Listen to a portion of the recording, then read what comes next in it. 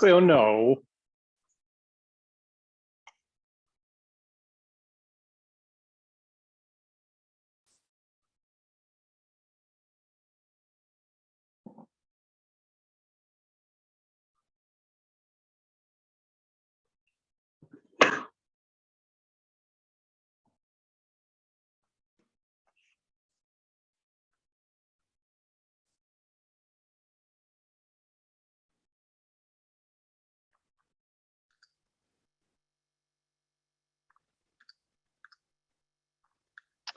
So just to give a little brief overview of kind of what the session this morning is going to look like.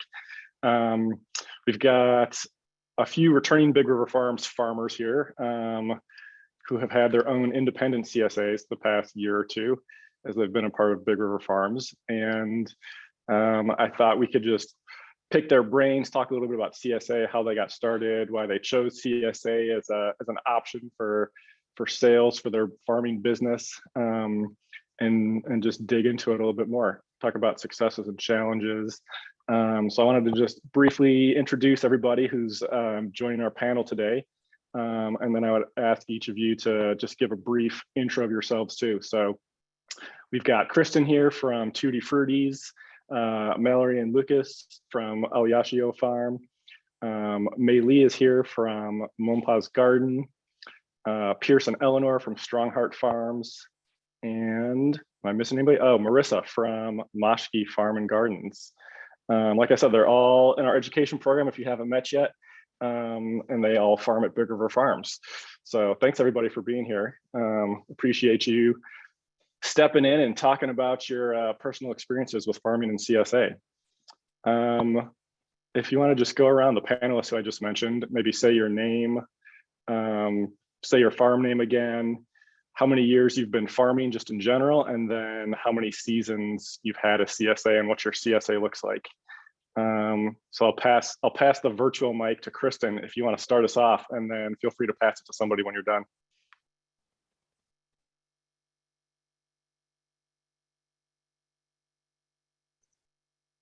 Okay, thank you. Can y'all hear me? I'm on two different screens because my computer is very fuzzy, so I'm using my phone as like my mic, so just making sure. Okay, I'm Kristen. I am running Tutti Fruities Farm, and this is going to be my 4th year farming and my 2nd year doing CSA, and I have a bi-weekly CSA. I'm a solo farmer, so I took into consideration what made the most sense for me in my farm. And when I wanted to start a CSA, and bi-weekly was, to me, seemed the best option so that I could keep other markets. Is that good for now? Okay. I'll pass it on to Strongheart Farms. Hi, I'm Eleanor, and this is my husband, Pierce. We are farmers for Strongheart Farms. This is our 2nd season farming at Big River and running our own business. But Pierce has been farming for about... So I think I'm going into my 5th season of farming. I've worked for someone else for about 3 seasons. So. Yeah, and I'm going into my 3rd or so. I worked for someone else for a couple of seasons as well. So yeah, and we love the CSA model. I think it's our favorite way of connecting producers to consumers. I think it's the most direct way that you can access local food. So right off the bat, we started a CSA last year for our farm, and we're continuing it this year for our 2nd season as well. Let's see, I'll pass it to May from Mompa's Garden.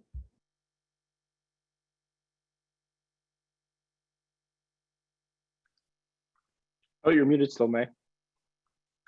Matt or May, do you guys want me to chime in, or are you guys good? Yeah, I'm Meili, and so I'm work with Big River Farm too, and so I'm a farm operations specialist, and I also farming with 1 acre from last year and this year, and so but I've been there for this is my 15 year, I believe. I don't remember really well, but this is my 15. And so I working and I also farming. And so CSA is the I usually don't want to do CSA because too much paperwork for me. But I think now I just get into it because CSA, the model I like is when you pick and pack it done, and you don't have to pack again into the cooler. And so that's what I like. And so yeah, that's all I have for now. Thanks, May. Do you want to add anything, Mompa? Hi, guys. Morning. Good morning. Your volume sounds really far, so it might be my phone. But yeah, last year was our first year that we ran a CSA. So our CSA, actually our second year, with COVID, we decided to go through a CSA just in case the farmers market were to shut down in 2019. That's what really inspired us to do it. It's a lot of work. But we had, first year we had about 100 member CSA. And second year we ran like a 50 to 70 member CSA. So it was a first launch. We also used Harvey as our platform. But it was successful both, and we integrated a lot of the hmong herbs and vegetables into our CSA, which was unique compared to other CSAs. So yeah, let me know. We didn't do, I mean, later, maybe when we get into it, Matt, I don't know how much of an intro you want us to do in regards to whether we had offsite pickup, onsite, and more details, but yeah. Yeah, thanks, Mompa. We can definitely get into that after we do our little brief intros. I was going to ask you too, but maybe we can get into it in a little bit, but we'll circle back around to the platform, Harvey, you mentioned, and maybe we can ask everyone else on the call too if there's specific software platforms or inventory systems that you use to manage your CSA. So we can get into that in a few minutes, but thanks, Mompa, appreciate it. Mallory and Lucas, do you want to go? Yep. Hi, I'm Mallory. I run All You CO Farm with Lucas. And that is actually, I'll let him tell you more about our name. But we've been at Big River Farms. We're going into our third season, and this is going to be our third season of doing a CSA. We do a weekly CSA. We started out with a really small group that grew exponentially in the second year, and we're trying to figure out if that kind of growth is what we want to see again, or if we want to scale back or just hang steady at the numbers that we're at. And we can talk about that more later too. But yeah, that's me. I'm Mallory. I'm Lucas. I also run All You CO Farm. Yeah, All You CO is a word in my native language for a good heart. We feel that really encompasses what we want to, how we want to farm and how we want to take care of the land and the seeds. So, All You CO. And we're going to be changing our name very shortly here to Yoelia CO. We're going to make it official. I talked with some elders in my language, and I guess that the word that we have, there's some slight grammatical errors with it. So we're going to be changing our name very shortly here. So, yep. Thank you. Thanks, Mallory and Lucas. I think our last farmer is Marissa from Moshki. Marissa, do you want to introduce yourself? Yeah, good morning. My name's Marissa. I am co-owner of Moshki Farm. Heather is the other half of Moshki, and she wasn't able to be here this morning. But we do a CSA. It's one of our main kind of outlets for our vegetables.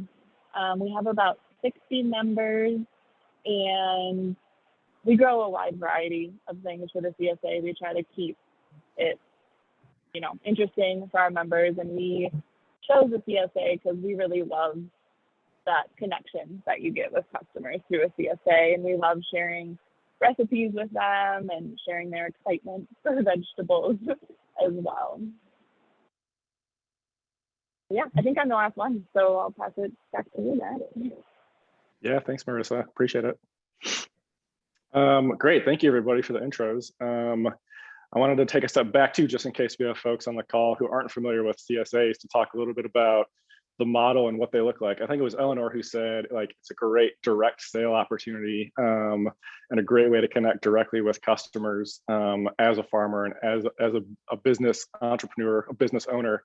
So that's one great reason to pursue the CSA model. But as far as how it works, it's that direct sale model, like we mentioned a couple times, and it includes either weekly or bi-weekly boxes of fresh produce or a variety of different seasonal produce that you might be growing as a farmer, and then distributing directly to potential customers, either on site at the farm where you're growing, or it can look like a few different things, a few different partnerships. You know, if you have a farmer's market booth, you can use that potentially as a pickup site for interacting directly with customers who sign up to purchase boxes of produce from you. You can partner up with individuals, you know, friends or family who might be willing to use their home or their apartment as a pickup spot, or think about working with, you know, a spiritual group, a church, a temple, a mosque, a retail business, bookstore, a bakery, brewery, any number of places. But it's really that model of, you know, growing, harvesting, and selling food directly to customers through this kind of subscription box or share-based model. And like I said, it can take a number of different forms. So I think all 5 of the farm teams who are on the call today, who just introduced themselves, all have approached CSA through different methods and have unique offerings too that hopefully we can dive into a little bit more as we go along. But just wanted to provide that context if people aren't familiar with what community supported agriculture, the model looks like. So just a curious question. I'm fairly new to this concept. So a CSA is, are you guys having a contract with a business that you guys supply their crops or vegetable needs that they buy off from you guys, or what is it? I'm trying to get a better idea of what is CSA. Yeah, thanks, Ku. Good question. Yeah, what you mentioned is what I think would be considered more of like a wholesale opportunity, or selling kind of through another partner who then resells it through their restaurant or their school or a grocery store. So the CSA model is really a way to, as a farmer, create that direct connection with a customer without having that kind of third party buyer who's purchasing your food to resell to somebody else. So like I said, it looks like, you know, you pack up boxes and sell them directly to people. And if anybody else on the call who's a farmer wants to explain more of what CSA looks like, go for it.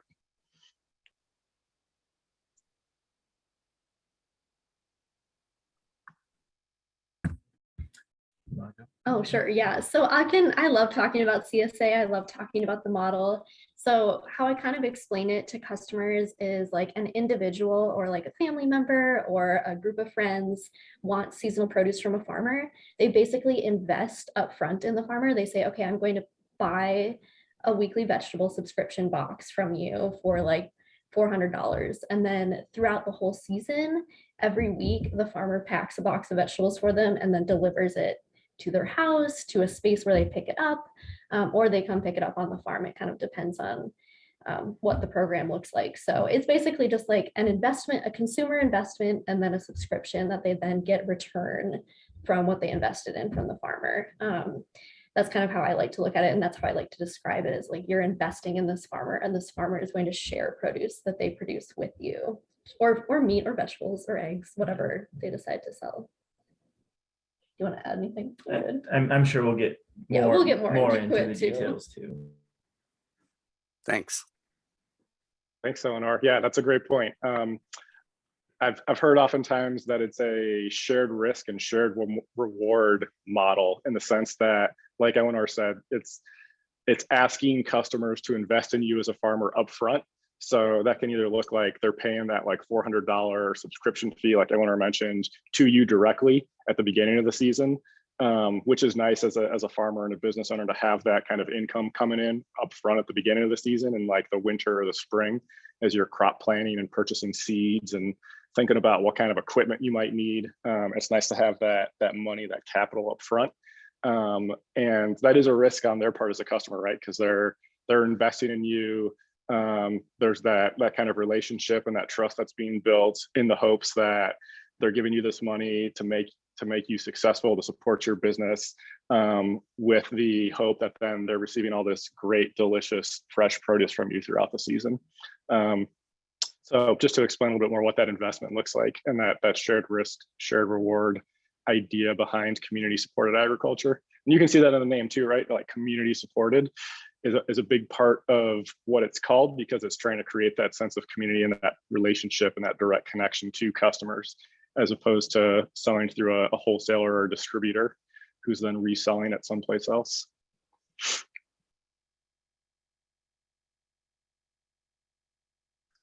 So a few of our panelists touched on this during the intros, but I wanted to re-ask and see if folks had additional insight. Why did you decide to start a CSA? And is it a small piece of your business, or is it part of a much larger kind of puzzle of different markets that you sell to? What does that look like on your end as a farmer, as a CSA farmer?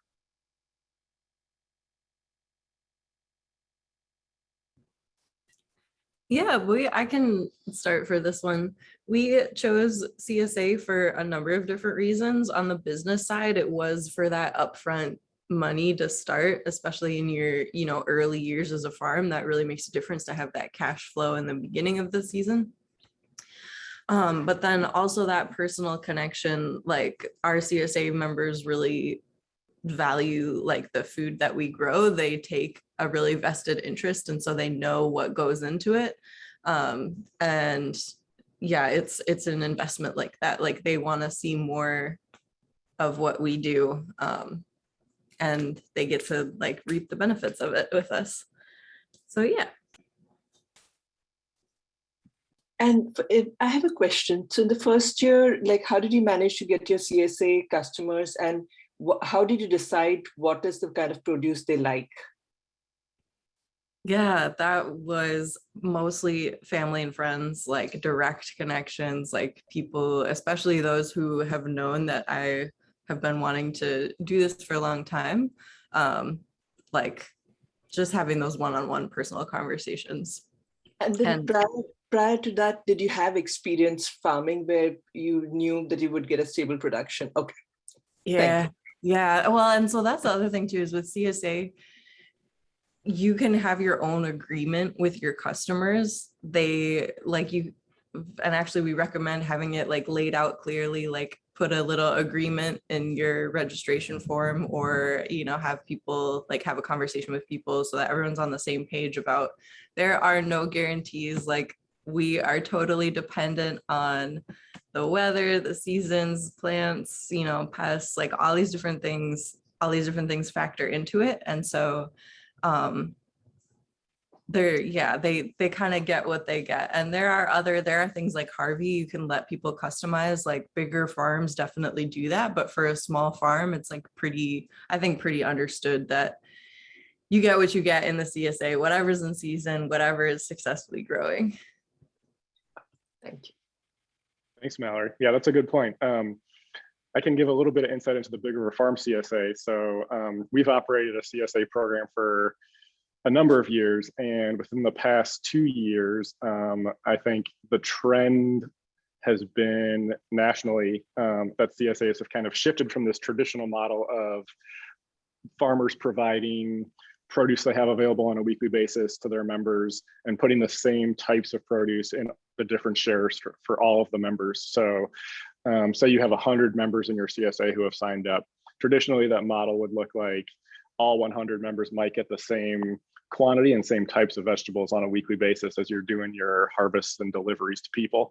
But over the past few years, there's been more software management programs for CSAs that have inventory systems built into them and have customizing options for members who sign up.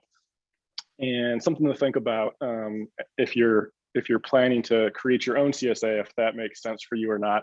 I would suggest starting out as a farmer who's just starting a CSA program to maybe go that traditional route, just from a logistics and management standpoint, it's a little bit easier to plan with your crop planning and your seed purchasing, and laying out the harvest weeks throughout the whole season, depending on how long you go, to go that traditional route. And it also saves you some time on the kind of customer service end of things and the logistics and management side of operating a CSA.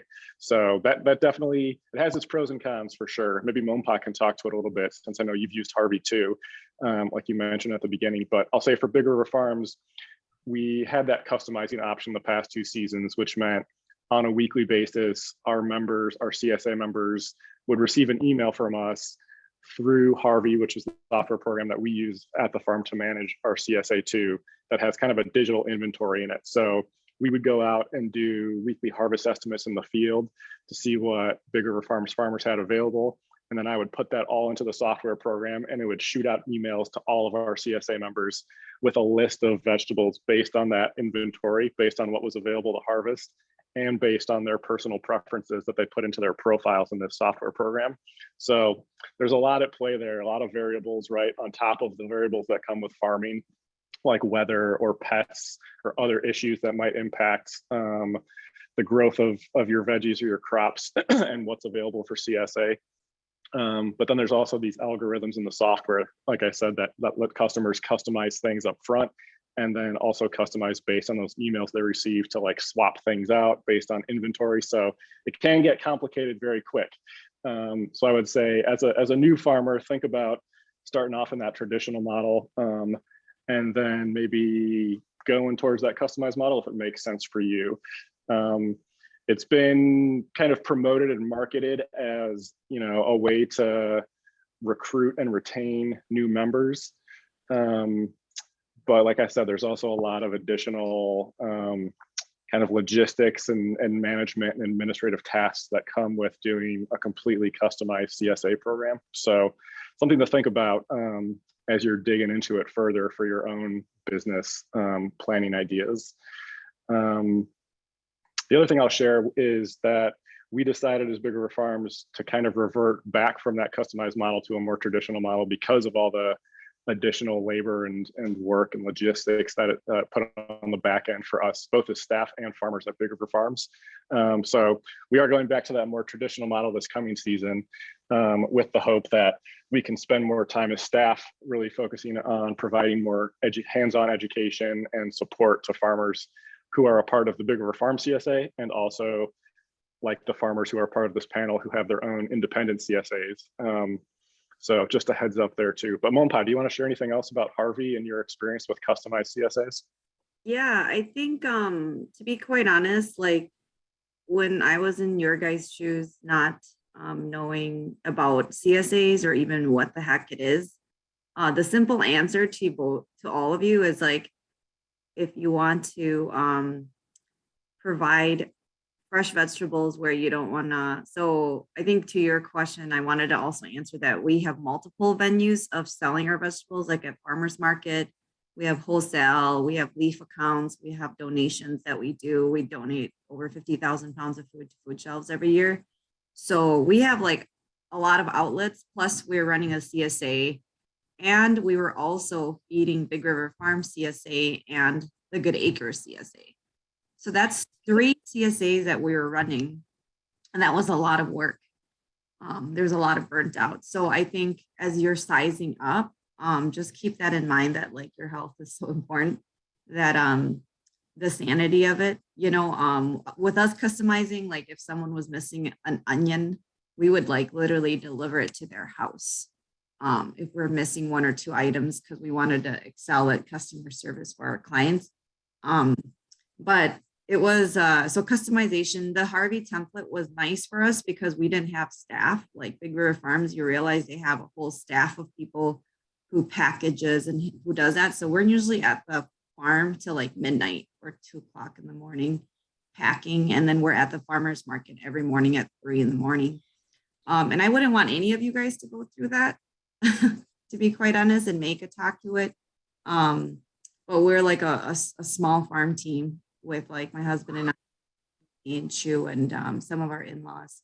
So for Harvey, it made our life a little bit simpler where it made like a list for us and we knew exactly what we have to pick the next day. So I would send out my availability list.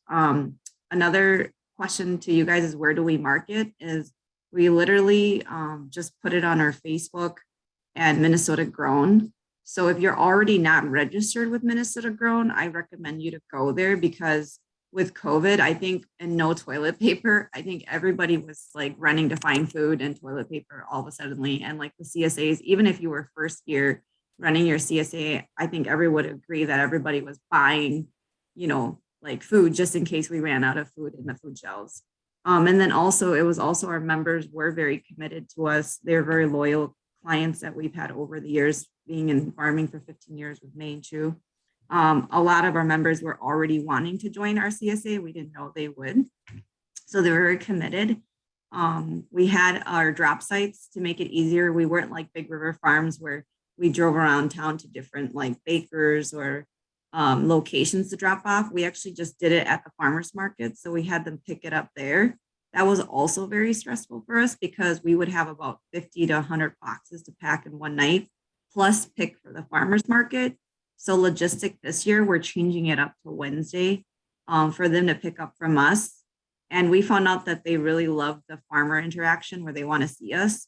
But with COVID and everything, we're still very careful because we're a small team because like one person catching COVID would throw out the whole entire family. So we can't go to the farmer's market or can we do deliveries or anything. So protecting our health was very important. And so we thought the best thing is maybe to like just work at our Hugo farm. So yeah, I think for the main difference for using Harvey was it was easier for something to be automated for us to create labels. It also prints up these really nice labels that tell you exactly what goes in each box. But yeah, we're trying to keep it smaller this year too, and be more intimate with our neighbors in Hugo behind us. So like kind of target marketing the people who would maybe appreciate us. I know there's also a lot of newer members that had no experience with CSAs, and some of them were like, they expect us to be like stores where, they were getting everything all the time and there's a demand and they just have this high need. So we had to educate a lot of the newer members who are just buying us to like, hopefully there's no food on the shelves. Another question that you asked was, how did we figure out our mainstream? I would, to be honest, among CSA box would be very different from a mainstream Western medic CSA box.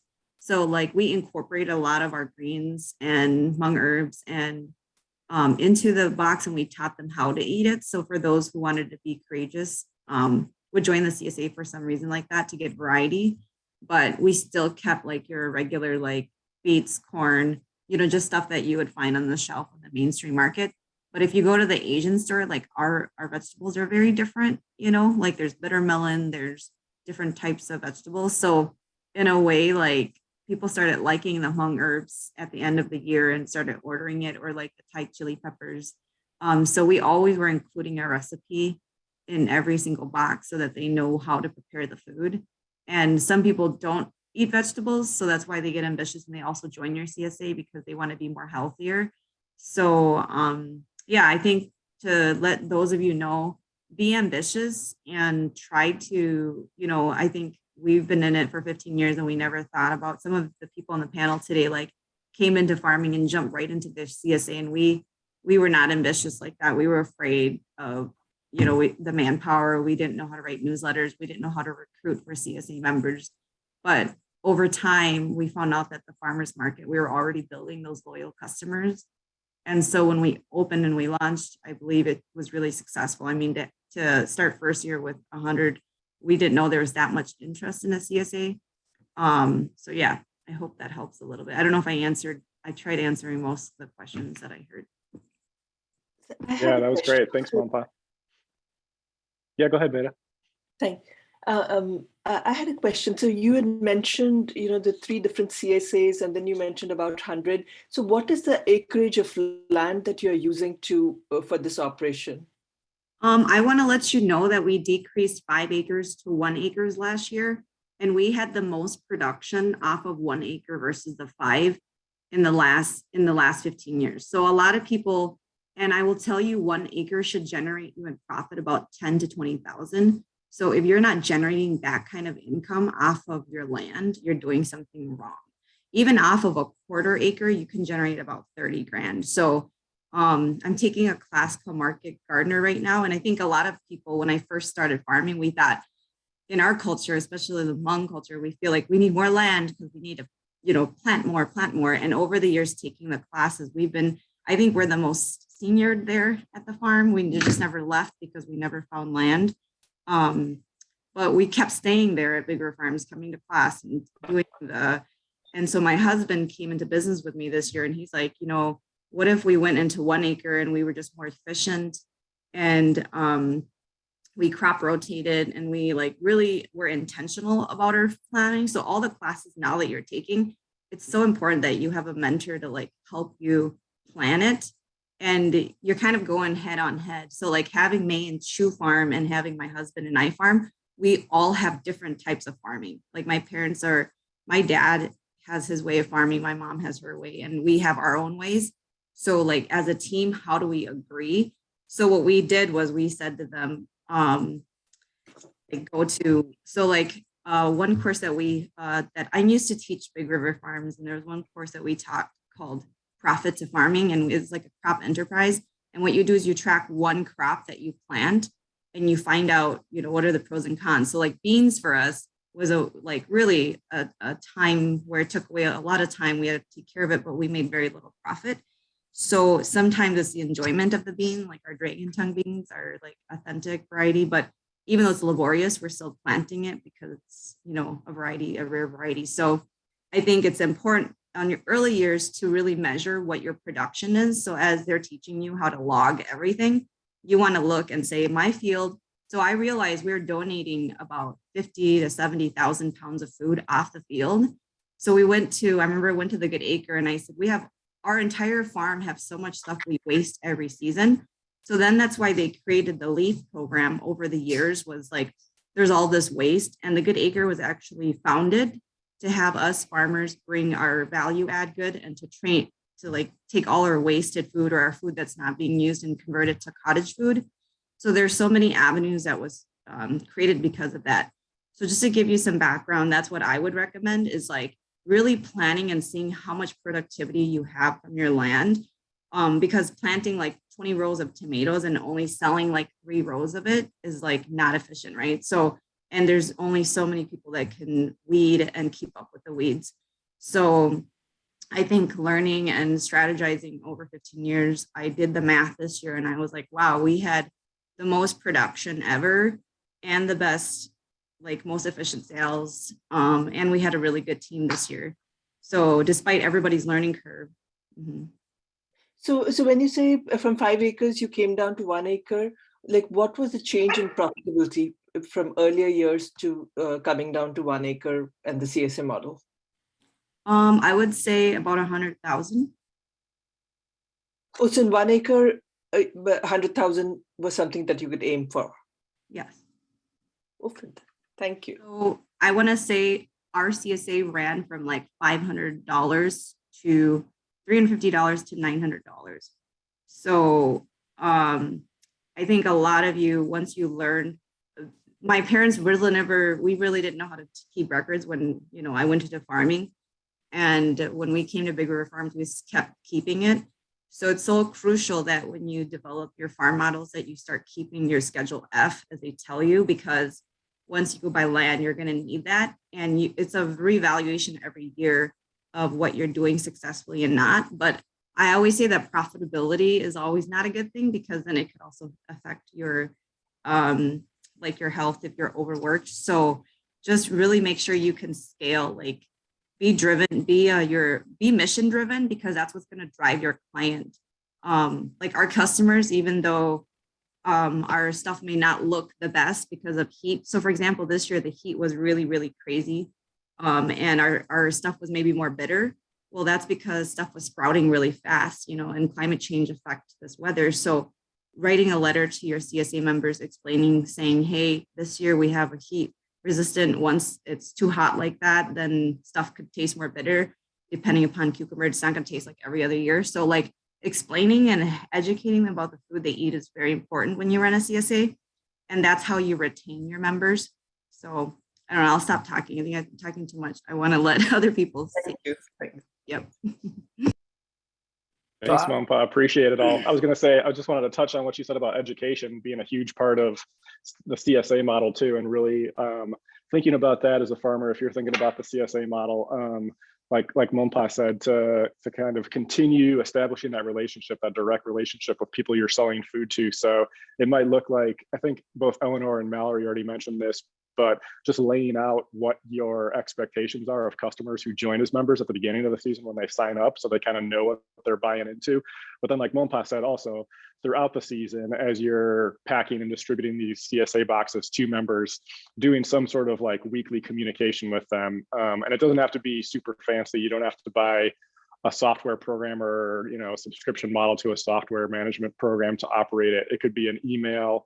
It could be typed up in a Word document and printed and placed into the box with the veggies, but some sort of ongoing communication is a great way to kind of continue to establish that relationship with you as a farmer, with your customers, and also provide some insights into just the difficulty of farming, because I don't think a lot of folks understand really what goes into farming if they have no experience with it. So it's a great way to capture that curiosity of people who might be signing up as members, to educate them on what you're doing, how you're growing, the ways that the impacts of increasingly prevalent climate change issues are impacting you as a farmer, all sorts of things. So you can share updates from the farm, personal stories. Like Mompa said, you could share recipes or information about the crops, that the veggies and the crops, the produce that you're putting into the box, to get people excited about how to use it or what it is if they have no experience eating or cooking with it. So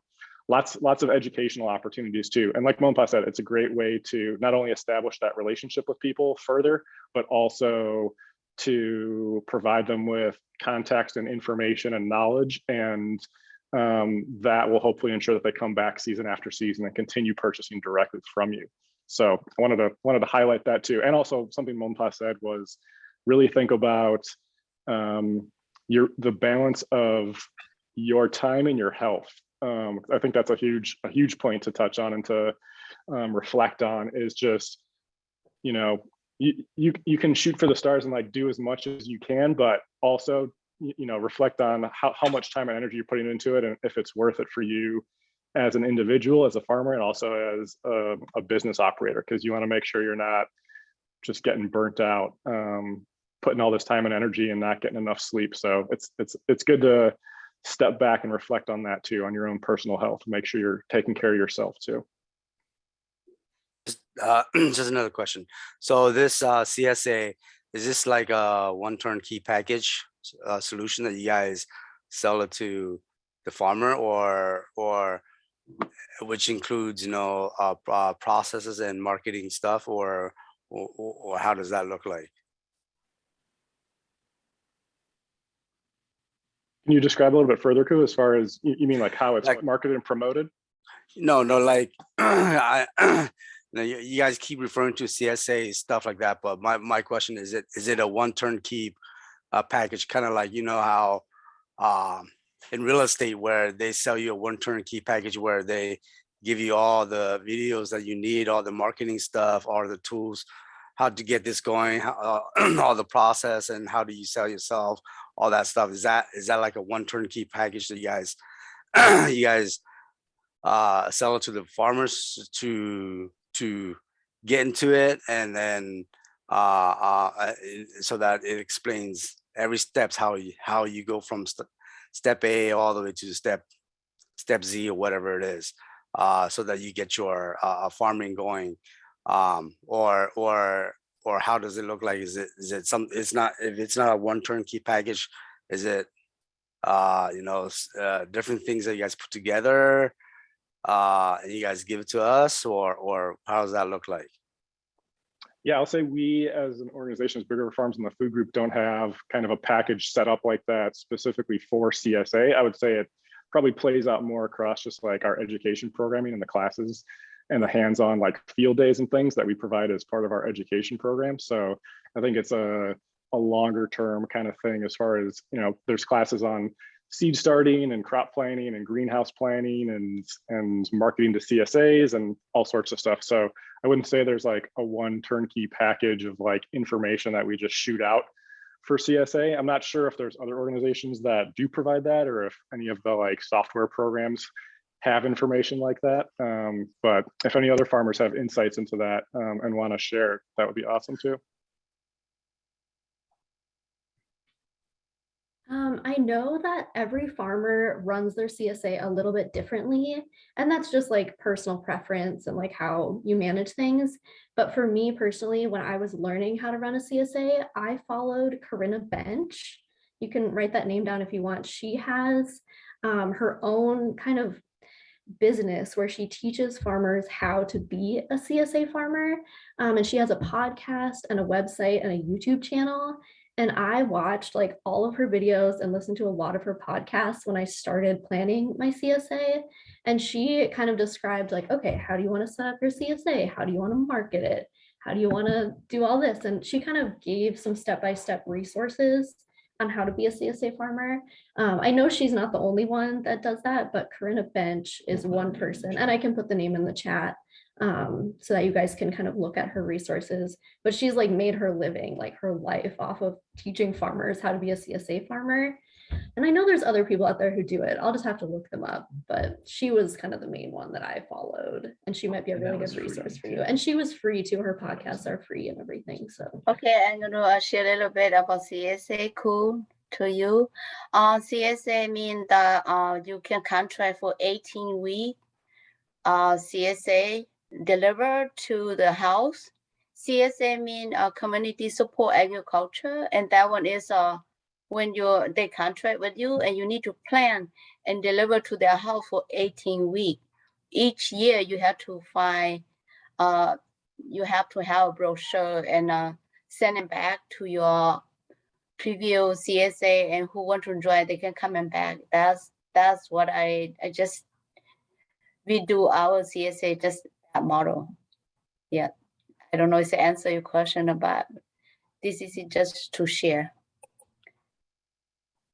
I think to Thanks. answer your question, Ku, it's going to be as an entrepreneur, I found out that like you kind of learn on your own, and there was nobody really handholding us, but just watching Big River Farms, figuring out what platforms they used, and then also helping other CSAs while we sell to other CSA models.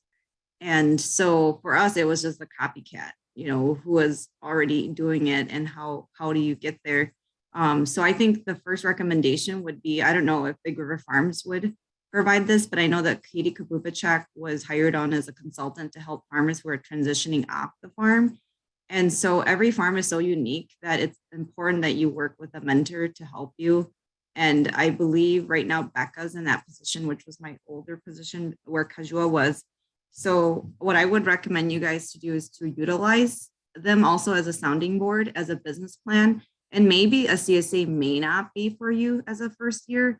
Maybe it's just figuring out what crops you could grow really good the first year, you know? So I think that like every farm is very different and unique, and that not every business model fits in. Like some farms, they may just focus on wholesales, or they want to do farmers market, or they want to do a little bit of combination of everything. So I think to have something turnkey work for you might not, like what might work for us may not work for you, because one, it's like, do you have the capacity? Two, do you have the, like, you know, do you have to team up with like a marketing coordinator for your farm?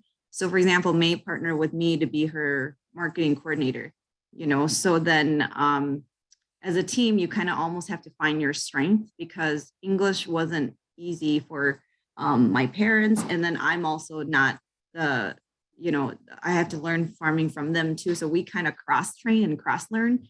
And I feel that part of every farm team, it's important to identify your strengths to see who's good at what. And if you don't have a strength, let's say if you go through I call it an inventory audit of your farm, and you're like, wow, we really don't have any marketing about our farm, but we can do a lot of production.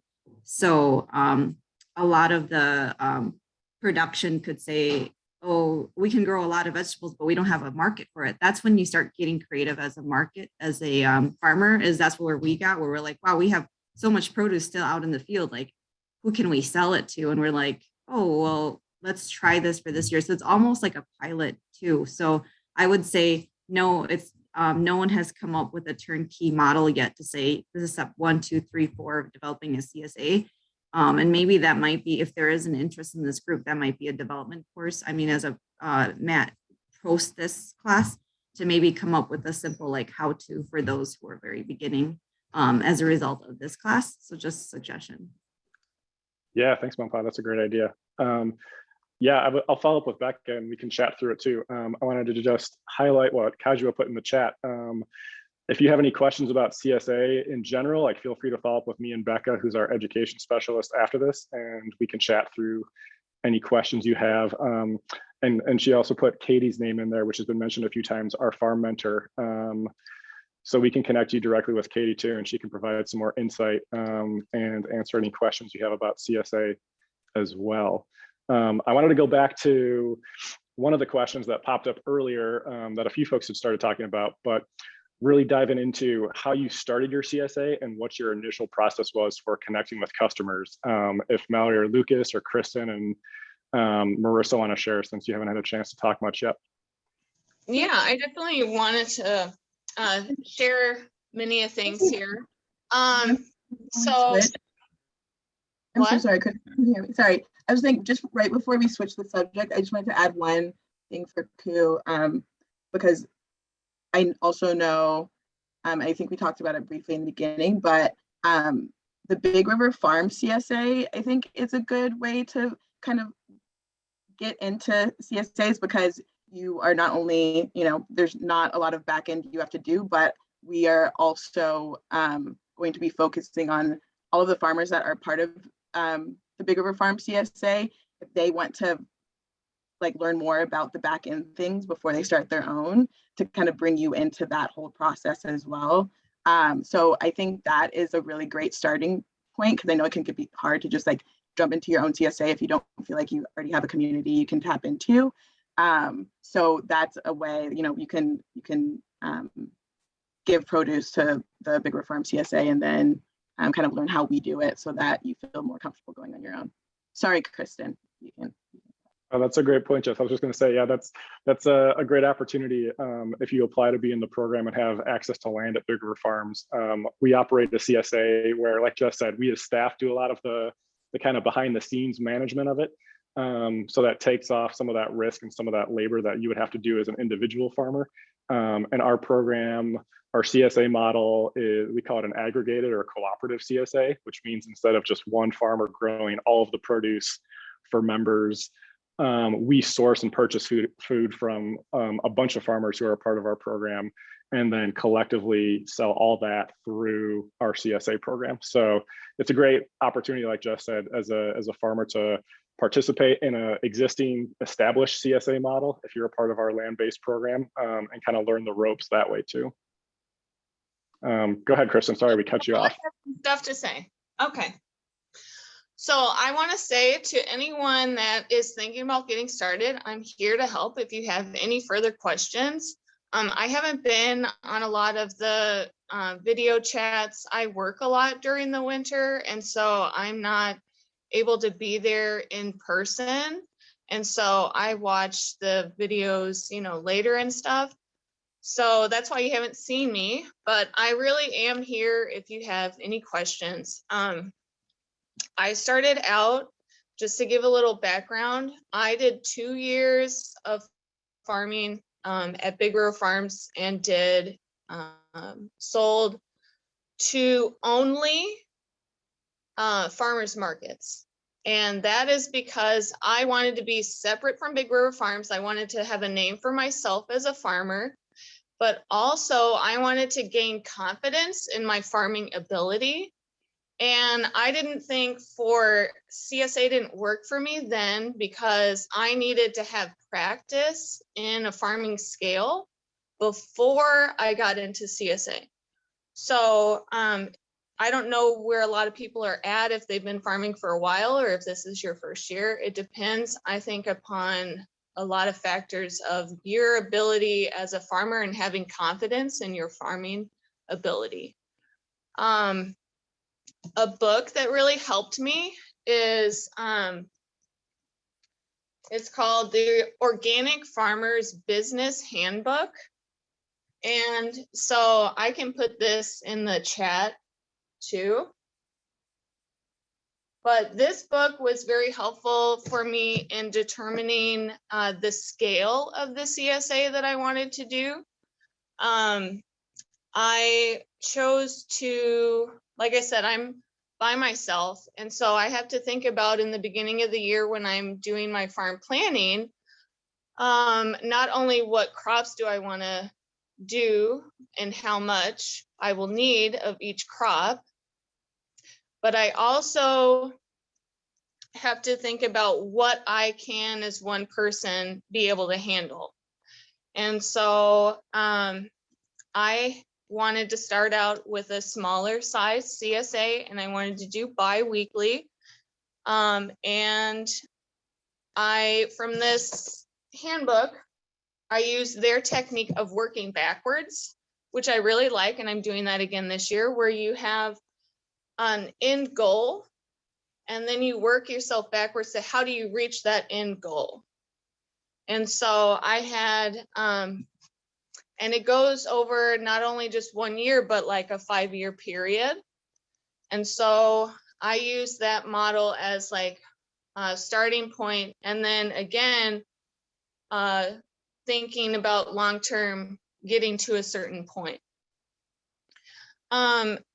And thinking about starting a CSA, and because I'm bi-weekly and because I wanted to have a large variety of produce available, I do a lot of succession planting, and I also grow for juices that I make that I put in the CSA. And so in my farm planning, I have to think about, and then what was left over, I was like, I'm going to use that as farmer's market. I'm going to sell my leftover produce, whatever I don't put in the CSA, for farmer's market. I also grow specific things only for CSA because I want the members to have something that's special. And I'm doing even more things this year that are only specific for CSA as an incentive for members to be more excited and feel, special about investing in the CSA.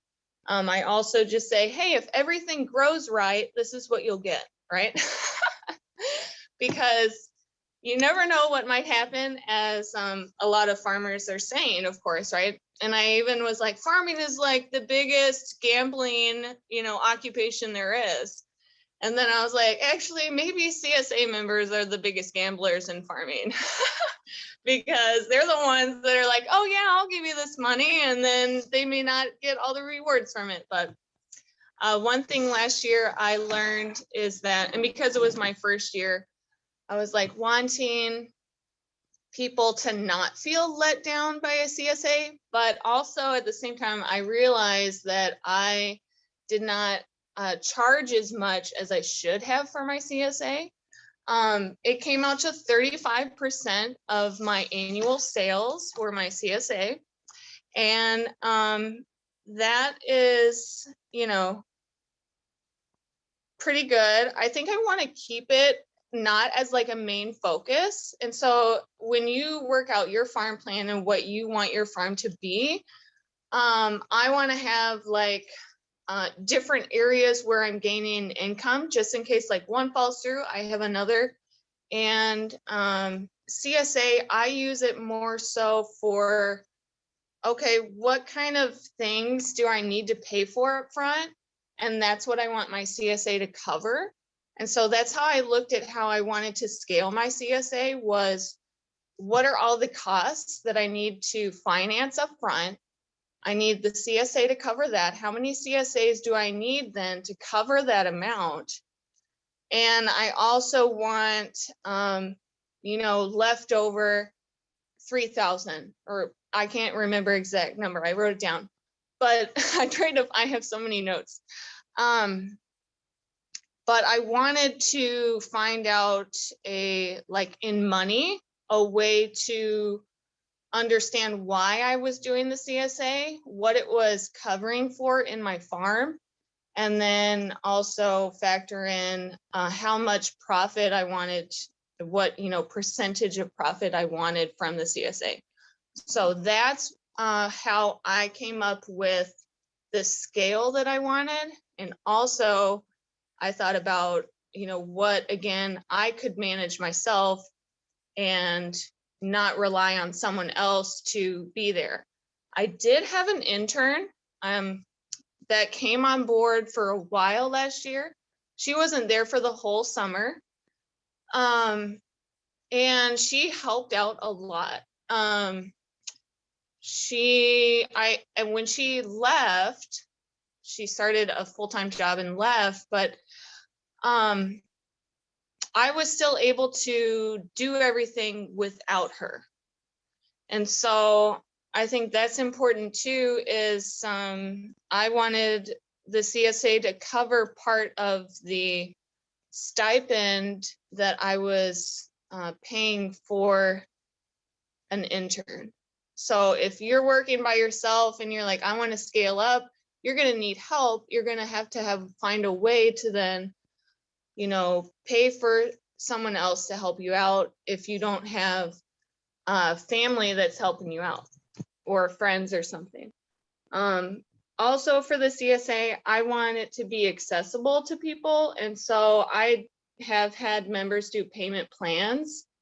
So I don't require everyone to have to pay upfront, because I understand that, people don't always have the money to pay for that upfront. And I don't think that money should come in the way of people having access to the food that I grow and the juices that I have. So I've done payment plans through my website uses Square, and I can't do the payment plans through there. So people contact me personally is how I set it up. And then either they do it through like Cash App, PayPal, or Venmo for the payment plans. And it's just a matter of, I'm like, hey, pay for 3 CSAs now, or, does that work for you, right? And then I calculate out how much are 3 CSAs worth, and then they pay for that. And then I notify them when like the next payment is coming up, and then they paid for that, and if they weren't able to, then it'd just be like, okay, well, you skipped this CSA. When you can pay, I'll start providing your CSA to you again. So it's really not anything on the farmer where you're losing out still and giving someone a CSA, which they haven't paid for. Also, people can do like EBT, or I have a pay it forward program. So I have funds in a pay it forward program that can be donated or given to someone to cover their CSA cost.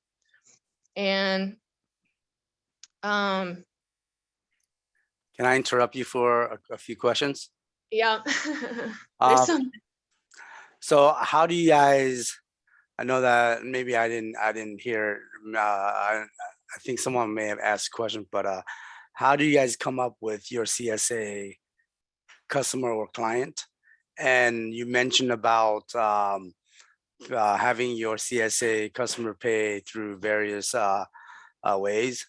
Do you have to track all those for tax purposes, or do you guys only accept cash?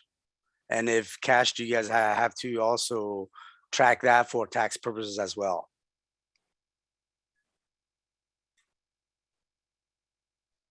Yes, you keep track of all your sales. For sure. Everything coming in, everything going out, everything that you're paying for, you document exactly where it came in, what app it came from, whether it was cash, whether it was a check, whether it was Square or Venmo. You track everything. And that's just not for taxes too. That's for your own business planning. Like you have to know like how much money you have to work with and from year to year how you want things to change too. So it's for you too. It's not just for taxes. Thanks everybody. Thanks for the questions, Ku. Does anyone else on our panel want to touch on how you initially connected with customers? I feel like in general, this might be an overgeneralization, but I feel like it's great to connect with friends and family, like a few folks mentioned already, just tapping into those existing networks. But if anybody wants to share how they've approached that too. Yeah, I can share a little bit about that. So for Moshki, we definitely started with friends and family, and then we also posted on Minnesota Grown. And I think Mompa mentioned this, but like, I really want to shout out Minnesota Grown because they have actually been like a surprisingly large source of business for our CSA.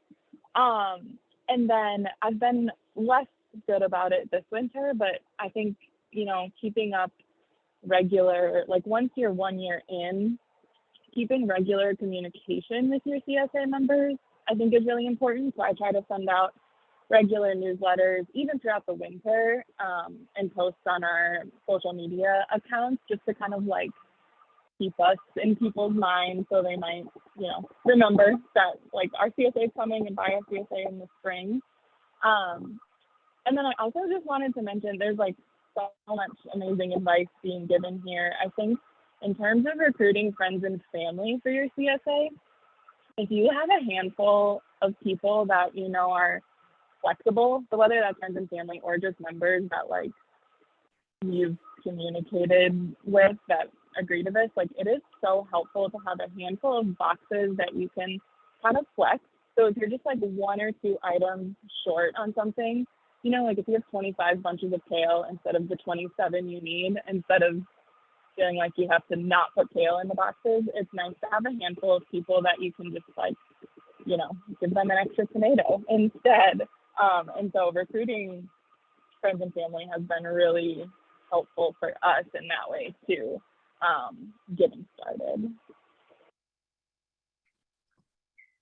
One question.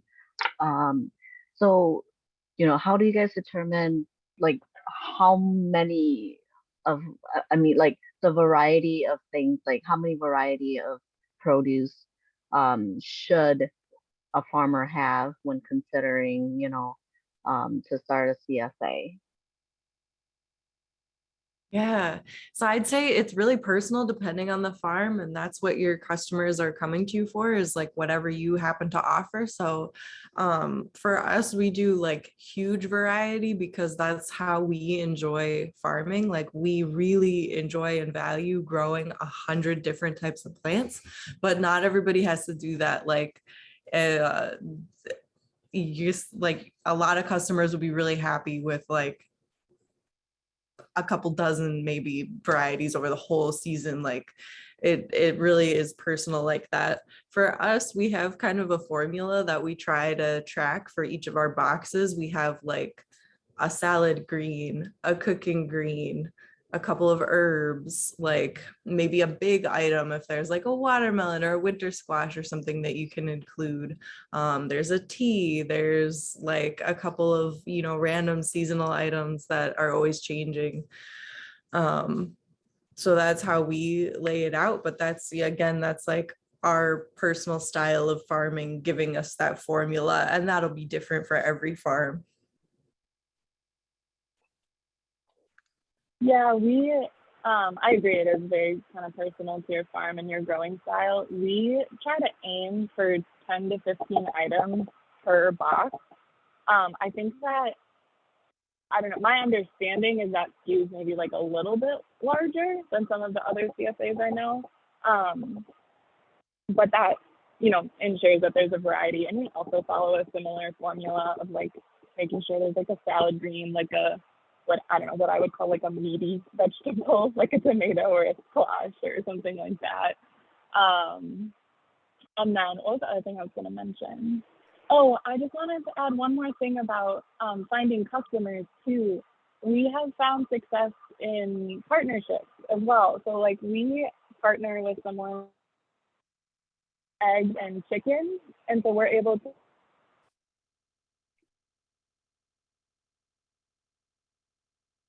because of their and our customers have ended up buying eggs from them. So any any kind of collaborations or ways. Hey, Marissa, can you repeat all the stuff you said, because you were kind of fading in and out? I'm sorry, my connection might be bad. Can you all hear me now? We can hear you. Yeah.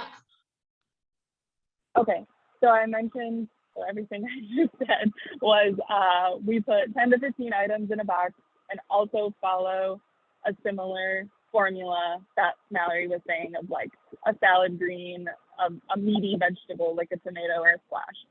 And then I was saying that we also have found success in getting customers from collaborating with other farmers.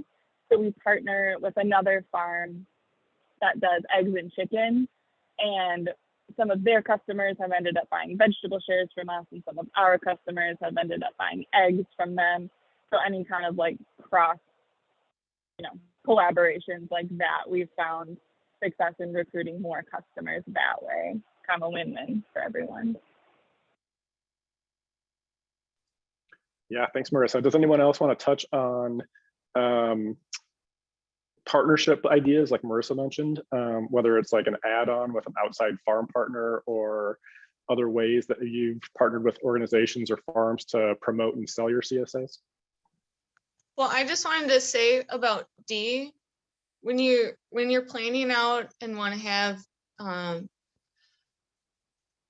different variety in your CSA, think about the crops that you like to grow or that you're good at growing.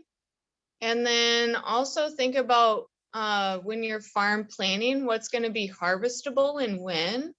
And then you'll know how many things are going to be available in your CSA. If you know when, how long things take from seed to harvest. And then you'll have an idea of, oh, I have at this period of time, I have, 10 things that are harvestable, but this time I only have like 6. What else could I fit in with this period of time that right now in my planning, I only have 6. So that kind of, if that helps with that answer too.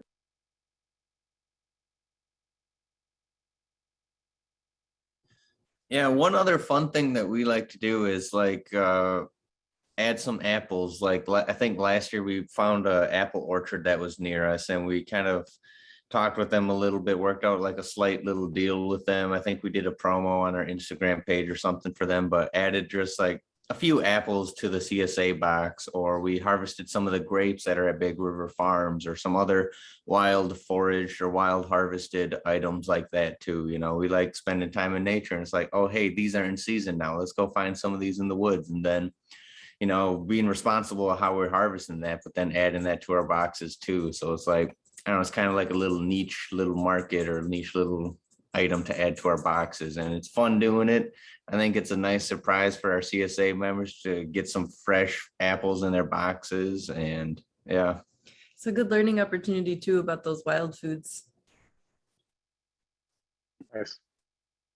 Yeah, I'll share that we at Big River Farms with our program too, we partner up with 2 outside farmers in Stillwater and in Menominee, Wisconsin, who grow organic fruit, since we don't grow a ton of fruit at Big River Farms, as a way to have like those add-on options that people can buy when they sign up for a vegetable share, but also as a way to help promote our CSA memberships. So they have established customer bases, and because we have that partnership with them, they can promote the Big River Farms veggie shares too. So that's another partnership idea, is searching for those other farmers who you might be able to collaborate with on promotions and CSA sales.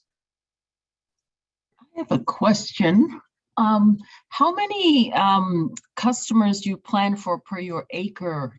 So let's say you're doing all CSAs and you're growing an acre. How many customers? Yeah, I don't know if I caught that. Do you take on? I guess how many pounds of food are you giving them, each week or every other week or something like that? We can, I'll chime in on that one. So yeah, knowing how much food you can get from a certain amount of land is all gonna depend on your farming practices and how you're growing food. I know some farms that grow on 2 acres of land and they have, easily have a 200 member CSA. But then there's some folks that grow on a 1/4 acre of land and they have a 60-person CSA. So it's all going to depend on your farming practices and how you're growing your food. So hopefully, as you kind of go through the Big River Farm education program and as we kind of teach you how to, effectively grow some crops this summer, that's something that we'll teach you, I guess, is kind of what you're capable of. As for us and like our CSA, we offer like 2 different share sizes. So we offer a small CSA share, and we usually say, I think like 6 to 8 different kinds of vegetables go in that each week. And then we have a large CSA share, and that one is like 8 to 10 vegetables per week. So if that kind of answers your kind of how many pounds per week of food, obviously it's going to be more kind of leafy greens and that sort of stuff in the springtime. Then it will be more of your kind of classic summer vegetables like tomatoes, squash, carrots, beets in the summer. And then later in the fall, it's going to be, more like potatoes and beets and carrots and kale, different things like that. Okay. All right. Thank you. Thanks, Pierce. I would add too, going back to what Kristen mentioned earlier, from like zooming out big picture and kind of working your way backwards. Think about what Pierce just mentioned as far as like how many different types of produce you want to add to your CSA box on a weekly basis. And then you can kind of work back from there, knowing that maybe you have 6 to 8 items per week, and you can figure out like the individual price of each item and then what the total value of that weekly box might be. And incorporate that into like the full season price for what you're selling your shares for, and then figure out how many of those types of produce items you need to plant on your land in order to meet those needs. So kind of, again, zooming out big picture and kind of figuring out the price of everything and working your way back from that to help you plan for the season. Does anybody else want to add anything about that? Yeah, and I think it's okay to plant a little bit more than you anticipate needing for your CSA. I think last year, Pierce and I like got so down to a T with like, oh, we need 30 of this thing. We're going to plant only 30 plants. And then all of a sudden, like 4 of them did a thing. And we were like, well, now we can't harvest that for CSA because only 4 of them are ready. So it's always better to kind of like double, triple, just like add a little cushion in case something doesn't produce the way you want it to. Because if it does, what we did is when we had tons of tomatoes, tons of peppers, we just brought full boxes. Like we didn't pack them in our CSA. We were just like, here's a giant box of peppers, like CSA members pick as many as you want because we have extra right now. And our CSA members were able to take like a bunch of tomatoes to freeze or a bunch of peppers to chop up and preserve. And I think that was a really great way to just kind of involve people a little bit more, get them thinking about the winter and the beyond season, beyond what they're just eating that week. So I think it's okay to plant a little bit more and like have those extra bountiful moments for your CSA members. And then you can also sell it at market, wholesale, those kinds of things too. So I do want to chime in that, oh, go ahead. Oh yeah, no, I'm good. I'm done. Okay. That I think being a part of Big River Farms help you size up on like the bunching sizes and how to wash it and how to prep and how to cool, because you don't want a dead bag of lettuce to your CSA members if you don't know how to like packages or you harvest. So I think the learning curve is huge. I think we make it sound really easy, like, hey, just open up your CSA and like learn as you go. But realistically, we didn't jump into it until like year 10, you guys, or year 15. So, I mean, these people who are coming in have years of experience. And even with the years of experience with Big River Farms, we were still not confident. So I truly believe that like going through the training program and when they assign you like, 30 bunches of kale and 30 bunches of, if your crop were to fail, they can go to a different farmer, right, at Big River Farms where they have that backup. But if it's just you don't have that backup, and then you're kind of like, all right, am I going to give them all tomatoes for this delivery? So having the variety, the capacity, and then knowing, what you can handle. So I think like if you don't have any experience with farming whatsoever, I say like Big River Farm CSA would be like the first great opportunity, because they're only assigning you 2 or 3 and grow it really well. I find out that if you don't know how to grow it really well for these crops, it doesn't matter what you grow, but it's not going to be production. They're not going to have the fruitfulness that you need for your CSA. So I think that's so important. Like, I think as we were training our first year this year on farm, and they didn't know how to pack, they didn't know how to weed, they didn't know what to pick. It was like training them, training the people in your family, and then also training yourself, you know? So I think it's, I don't know where everybody's learning curve is on this call today. Some of you may already come with years of experience, even like with my parents, you know, coming from Laos, and they have extensive farming background, and they're really good with their hands, and they're just like hands-on learners. Like, I was still learning too all of last year. You know, I think May was training us half the time with like how to even bunch it, or when to harvest, or when it's going to taste best, or when do you even cut the zucchini off the plant? You know, when do you pick the cucumber? Like, those are so crucial. And if you don't pick it, it's going to grow oversized, or like your watermelon is like going to taste sweet if you don't know when to grow. So in a CSA, you want to provide some variety to your clients, because they're expecting what's in season. So to someone mentioned it earlier, you have to have the variety, because they're going to expect it during the season. You're like, oh, we have tomatoes in season, but your CSA doesn't have it. Then it's also retention too, and having what's there. So I believe like you almost have to master at each of the crops before you graduate to CSA. You know, so if like you're really good at growing, people are like, you know, I think we had first year farmers with us this year, and they're like, oh, we're just going to go plant the stuff. And then when we came out, all the plants died. And I'm like, what happened? They're like, oh, we didn't put any water in in the hole, and there's drought. And I was like, why didn't you put water? So my dad came, he was like watering the plants like crazy. And he's like, this is how much water you have to put in it. So it's like, so not only are the people you're training, and the reality is like, you know, if it's your first year, like you want to do a really good job learning and honing in on those growing skills. So I just want to be realistic, because I think we were there training people how to like bunch, like they were bunching like really tiny like kale, and it's really embarrassing because there's only 4 leaves on there. And our quality is like, I mean, our boxes are about, to be honest, we have about 12 to 15 variety of vegetables in it. It's priced higher, and it's bunched with abundance.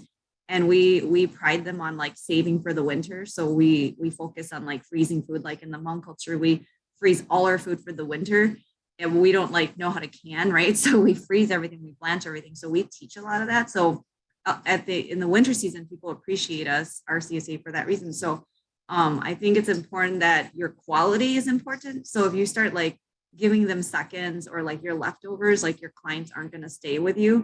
So for us, we pride on like fresh. We pick everything the night before, you know, other than like our breaded crops could sit a little longer, or onions. So when you're going into this, just know that it's a reflection of your farm. So if you do a bad job, they're not coming back. So like a lot of people who hop CSAs come to us because they say the freshness of your CSA, and that you could provide it like your kale is not old. Like, we know you didn't pick it like 2 weeks old. But or they would say, we never knew what fresh was until we came to your CSA. So like, you want those kind of comments when you go into it. So I think that's why we set very high expectation for ourselves. And we want our clients to be smart. So I just want to reiterate that, like, if you're not ready yet, don't jump into it. Learn the skills this year that you have to from the Big River Farms, and really have a business plan and get a goal set, and work closely with Becca or whoever there to say, these are my farm goals, and I really want to work towards the CSA or this many members. Then they can work backwards from there to help you plan. But I would say that would be my first route, is like to let you know that we were not first year jumping into a CSA, that it took us this long. And even with the expert, with how good May is with training everyone, like even we were still learning. We kept learning from each other throughout the entire season. So like farming, there's never like you've learned everything and you graduated. You're constantly learning, especially with this weather. So just know that, and it gets discouraging sometimes, but like with each other, supporting each other, there's a group here, and there's also like your internal familial group. And if you don't have that, and a partnership could always look like a mom and me, like partnership, it could be a husband and wife. So So just know that when you go into business, as you're developing this, know that you can have some mentors and mini partners along the way. It doesn't have to be like that, it's a husband and wife team. So there's more dynamics in it, but I don't know. I just wanted to mention that, like, I think a lot of you are first year, that it might be, a good idea to shadow what Big River Farm is doing and get really good at the individual crop. And I like the fact, and they're kind of training you to kind of give you a little bit more the next year, give you a little bit more, and then you can know. And maybe, to be honest, you find out, hey, CSA is not for me. Like, I don't like, May's like, hey, I don't like handling the marketing. Like, everyone's yelling at us every week about what we're missing in a box. Like, it may not be for you. So just know that, like, CSA is not for everyone, but it's awesome when you build that relationship. And there's a high demand. Like, if you miss something in their box, they might like call you in the middle of the night and be like, hey, I'm missing my tomatoes. So just know that, like, there's also a demand and expectation, because they contract it with you, like 10 items. So they want to see that through the season, and your quality of produce, and you have to freeze it the night before, and then transportation, right? Like, we want to make sure they grab it early next morning. So I just want to reiterate that, because I feel that sometimes people just feel like, let's just do it. And then the learning curves come, and then it's too late, and you've already kind of like tarnished your farm name or whatever. So. Yeah, So thanks, Mompa. That's a great point. Mompa, I think. Oh, Go ahead. I just wanted to add, because I think that is a really good point, and I think all of us, or most of us so far, have been talking about like large numbers of CSAs with a large number of vegetables in it.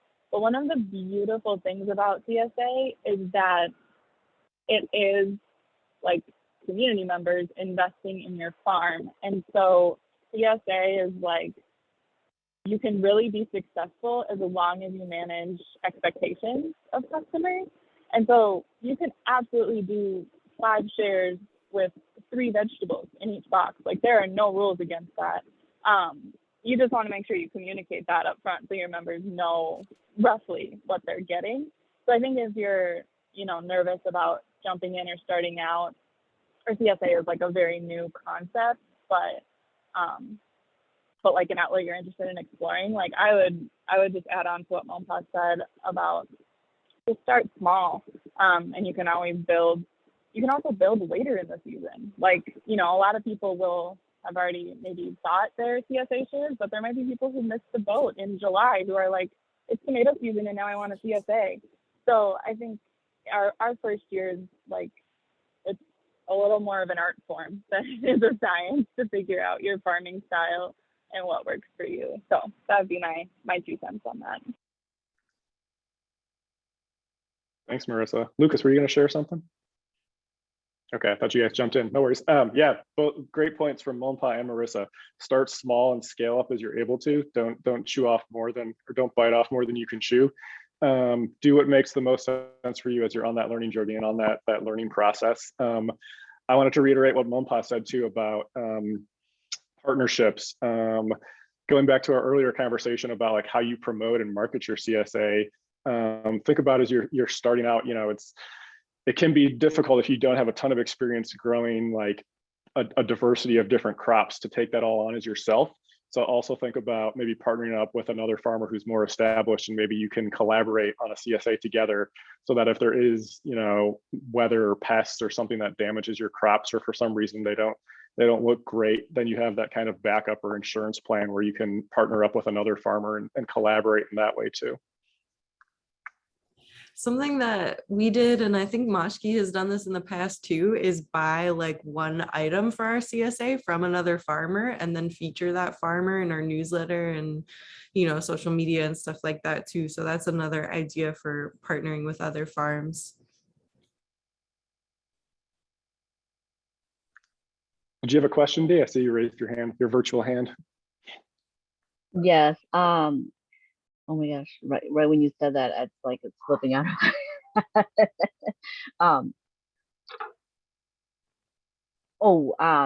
So when do you guys start, promoting yourself to, get CSA members? Is it that the year prior, or do you do it,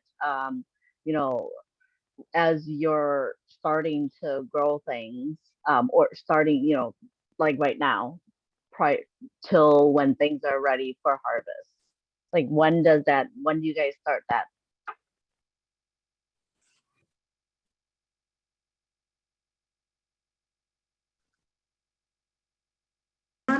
Just to clarify, you're talking about starting to promote, like starting to sell the CSA shares, correct?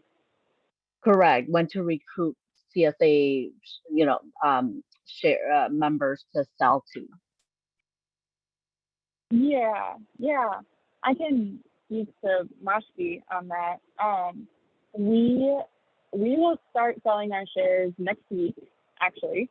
And a lot of like this time, what we've noticed the last few years is this time of year, people who have done a CSA before or who are returning to your farm or kind of know the CSA world, they'll sign up like February, March.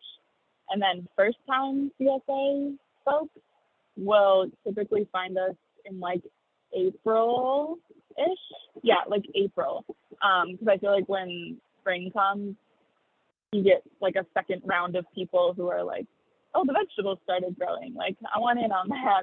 That kind of missed the first round. So usually there's kind of two waves of people. So if you don't launch your CSA tomorrow, you're not going to miss out for sure. I feel like there's usually a second wave around April-ish.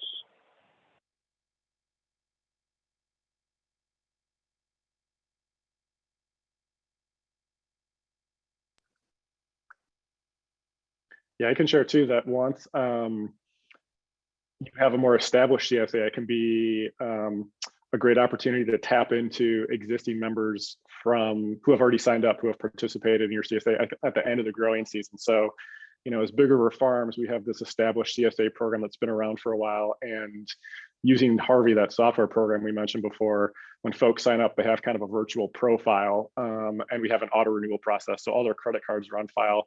And like a couple weeks after the last delivery in October, we'll send out communications emails to them promoting CSA shares for the following year. So in the fall, we typically get about 40 to 50% member retention by doing that, just like right away, keeping that momentum going and tapping into that existing customer base for the following season. But like Marissa said, in general, kind of the February, March timeframe is when people, especially people who have had CSA memberships before, start thinking about who they want to purchase from for the following season or for the upcoming season.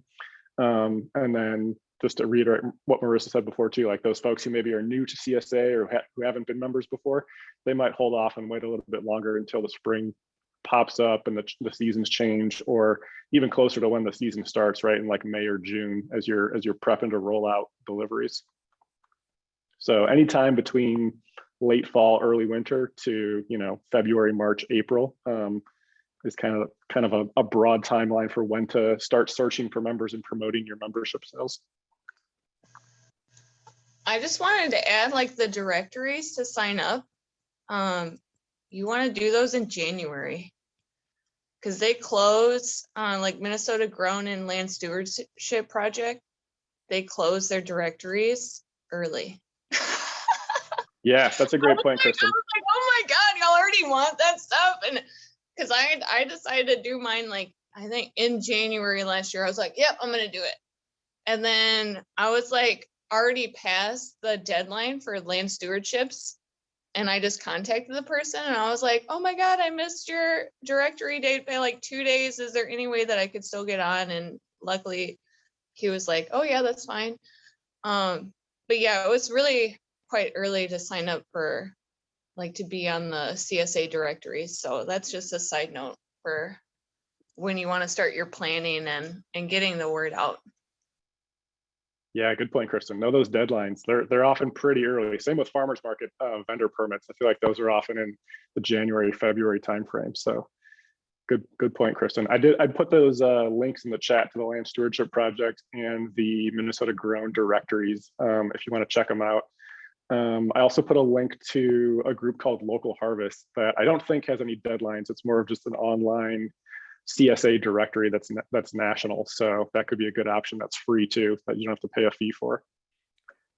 Question. So somebody who's new like me, I heard you guys say something that CSA might not be uh, uh, a good choice for first time, because we don't have we may not have the experience to grow our vegetables yet. Would you guys have a list of all the possibles local farmers market that we can look at to start, kind of like to start little, selling our stuff and growing our stuffs to sell before we get proficient at it, before we join CSA? Cool. I think we got an email of that list already emailed to us from our January meetings.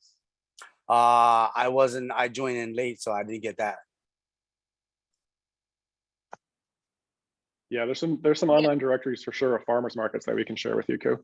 Sure. Yeah, I don't, so I started out by selling at farmers markets, and like I said, I just did that the first 2 years only. Those were my only points of sale. And I would say that was really beneficial for me because I just took whatever was harvestable. And it was a way for me to not only learn about like being able to grow the crops, but also then what people like. And so then when doing the CSA, I was kind of like, oh yeah, people really love buying these carrots. And so I'm definitely going to have carrots in my CSA. So it's kind of like not only a way for me to learn how to grow stuff, but also what people liked and what they, would want. Because part of the CSA is, I want to grow things that people want to eat too. It's not just about what I like to eat or what I like to grow, but incorporating things that I know other people like.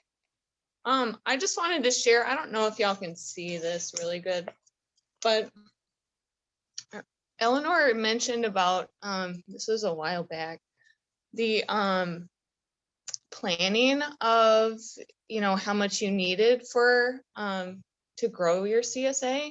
And even the first year when I was selling at farmers markets, I just doubled everything.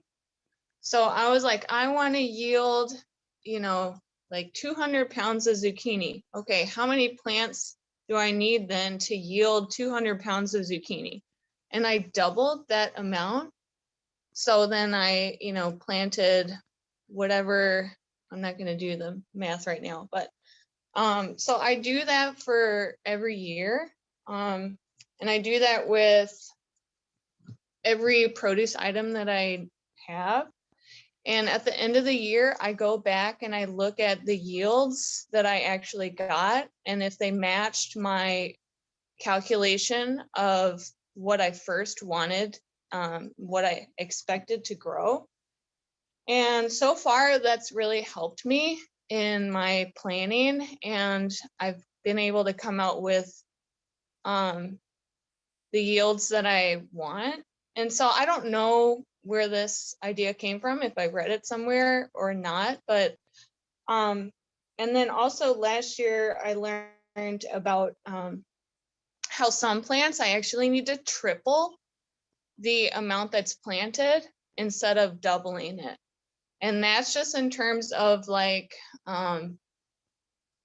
bugs at Big River Farms. And so wanting to make, and then also like the heat, like some things were like, oh, this is bolting really fast. And so I was like, okay, well, actually I need to do more succession planting of something next year and have like a better crop. So it's all a learning process, but I was going to show you like these, I like write out all these calculations for each crop. And then I just do like a timeline of when everything's going to be ready. So I do like weeks by the weeks expected like that. These are just things that I'm just sharing randomly because I don't know. I just think it might be helpful to like have a visual, and I know it's a really bad visual probably, but. So that was very useful information. Have one question though. Which crops did you decide to plant 3 times the quantity?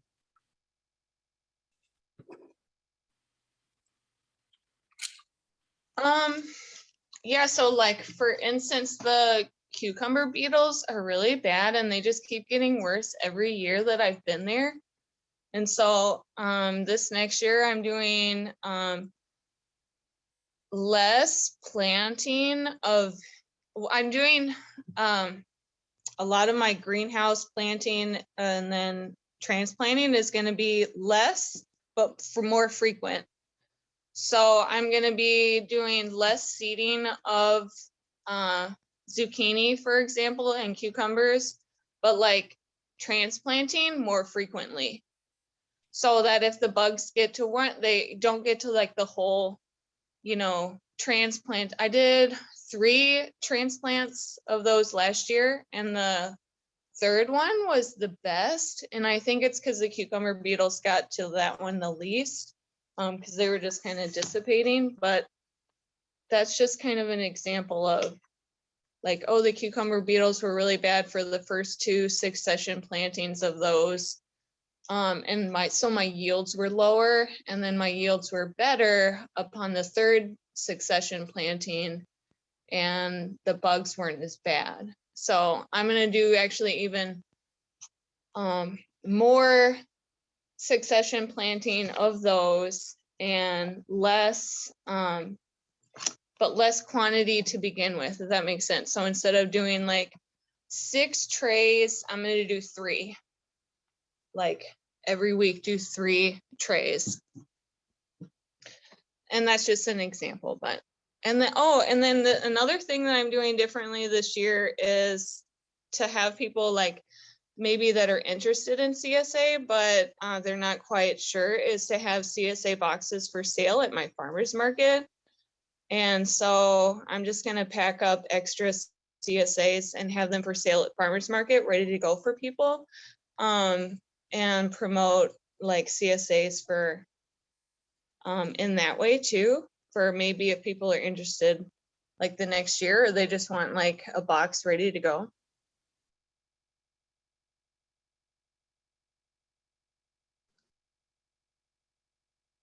It looks like Whitney put a question in the chat about introducing beneficial pests at Big River Farms to help with some of the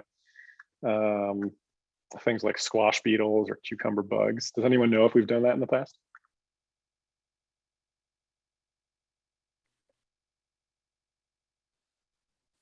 I can chime in for this one. Can you hear me, Matt? Yep, go ahead, Kajima. I think different farm teams have explored their own ways to introduce those type of things, but as a whole farm, we haven't done that yet. And that's something that we're kind of talking about in terms of integrated pest management and thinking about nematodes inoculation into the soil, because nematodes, they are like a soil parasite that will eat the babies of those pests. And so there's a lot of things that we can try to explore, but honestly, there's no adequate research that shows the effectiveness on a large scale like us at Big River Farms.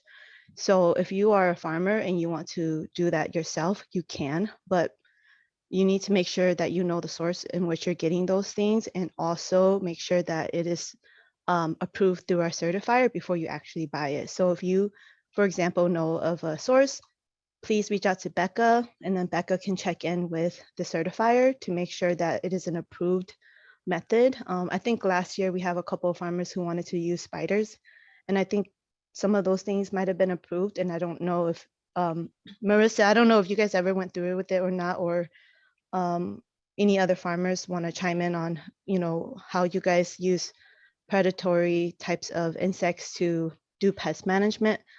But this year moving forward, we're going to be doing more integrated pest management with all of our farmers. And so that's something that, you know, is important to discuss.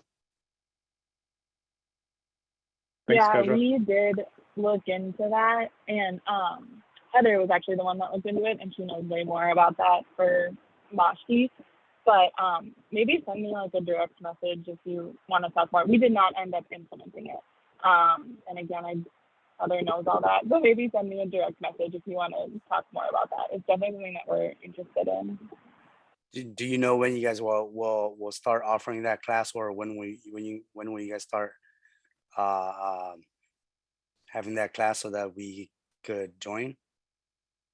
I think there's an integrated pest management class scheduled on the books coming up in March. So keep an eye out for that information from Becca. She'll be sending out some March class info soon. Okay.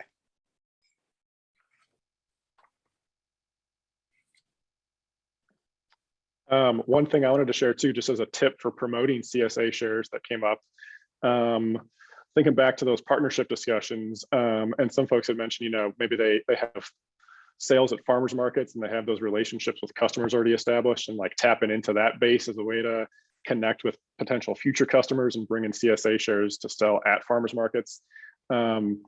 Think about other local organizations that are food focused that you could partner up with. Something that came to mind for me was local food co-ops. We have a ton of local food co-ops in Minnesota. I think we still have the most food co-ops per capita of any state in the country. And that's a great potential customer base to tap into. So I know a few local food co-ops host CSA fairs in the spring. And that could be a good opportunity to partner up with an organization that already has that kind of built-in membership or customer base of folks who really want to support local farmers and want to know where their food is coming from and who's growing it and how it's growing. So, for example, I know Seward Co-op in Minneapolis and River Market Co-op in Stillwater, closer to Big River Farms, both have CSA fairs where they'll close down their parking lots and invite farmers to come and set up a table and promote your CSA to their existing customer base. So something to think about. Also from the perspective of drop site hosts or pickup spots. I feel like a lot of farmers have good partnerships with food co-ops and will use those physical retail stores as pickup spots, which is a great way to just like promote your CSA. In addition to having members come to pick up their weekly shares there when they're buying groceries, it's a good way to just like market yourself, communicate about your stuff through another outlet to other potential customers, like people who might just be shopping there for groceries might see your stack of boxes with your name on it on a weekly basis for members who pick up there. So something to think about for future partnerships and ways you can promote your sales, your membership sales.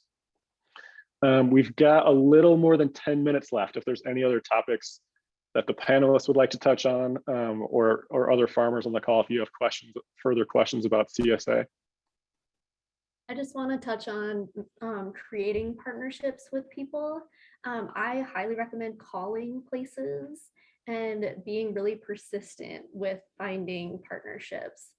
Pierce and I emailed a lot of people. We sent so many emails and we got like maybe one response, like just in general. So I think it's super important to call the people that you want to partner with and just be really persistent and say like, this is what I want to do. This is how I want to do it. And just continue that conversation. I think that people are really willing to talk to you. And it is a little bit easier over the phone or in person if you can do that too.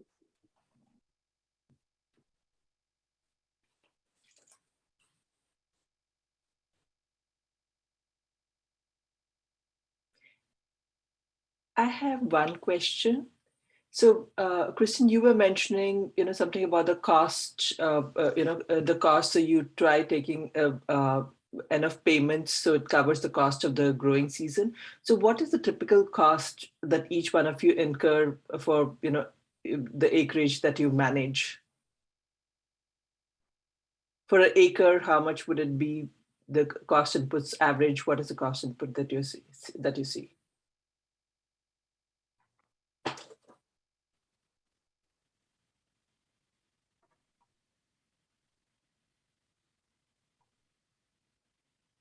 Sure, I can share some numbers. Numbers are good. I think they're not talked about enough in farming. I took a fearless farm class this past October, and it was awesome. Eleanor was there. It was good, wasn't it? I'm still like trying to go through that book and be like, what in the hell are they saying, man?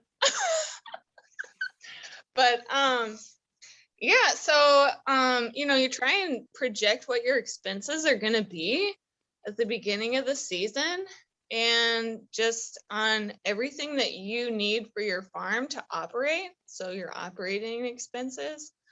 And then I try and factor in, like, of course, like a couple grand more, just because it's like dude, something always comes up, I feel like.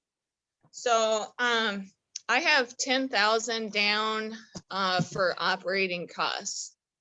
And that was last year too. And then past years, it wasn't quite that much when I was just doing farmers market. But I think it all has to do with like what you want to invest in terms of like, you know, like how much I like different. So for me, I'm also producing juice. And so I have to factor in right now, like I have to buy bottles and labels and, you know, juicers and like everything that goes along with that. Every year I have to buy more and more. And that's like a couple grand in there just to factor that in. So like my factor may be different than some other people's because I'm also doing that. And so, but yeah, does that help? Yeah. So how does the juice CSA work? Or juice is just one of the items in your CSA? Yeah, so I started doing the juice when I sold at farmers market 2020. And so I'm growing vegetables and creating vegetable juices from what is harvestable out in the field. And that came from that I used to work at a juice bar and I really loved making juice and I came up with juices for them. And then I started just drinking veggie juice myself. And I was like, oh my God, this is awesome. Like, I just felt like so good inside. And like when I'd have the juices that had fruit in it, I like didn't even want all that sugar. I was like, get it away. This is nasty.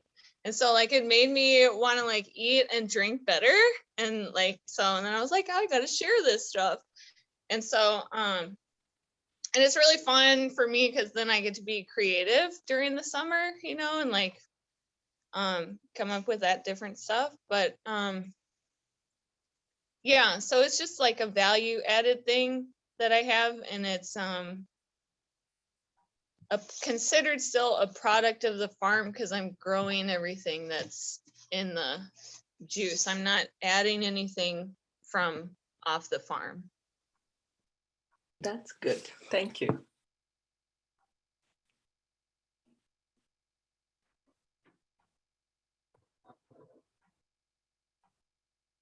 Thanks, Kristen. We've touched on it a little bit throughout our conversations today, but I'm curious if any of the farmers on the panel want to touch on either your biggest success or your biggest challenge with your CSA.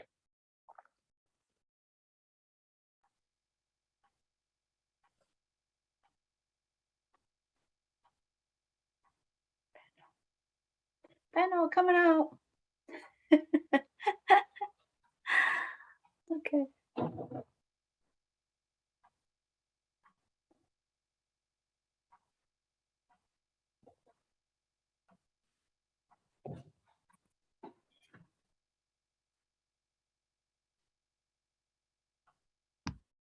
Well, Okay, go for it. Like, Okay. one Everybody's waiting for challenge the I would talk. say for us is, so yeah, so we started our CSA, you know, our first year of having our own farm. We have previous farming experience, so we weren't starting at ground zero, so we did know how to, you know, grow vegetables pretty successfully. And Eleanor is the master like marketing website guru, so she pulled us in there.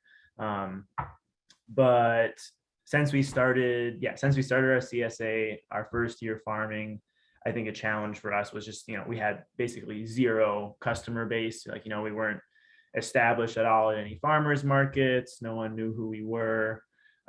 So for us, it was hard to, I guess, find like drop sites to partner with, like, you know, just places where we could actually find drop site locations for our CSA.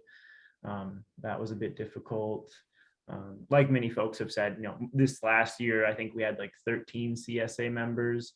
I'd say like 7 of those were friends and family, and 6 of those were folks who just found us on like a CSA directory. We're shooting for 30 members this season, so we'll see if we get that, but that's our goal. What else? Success challenges?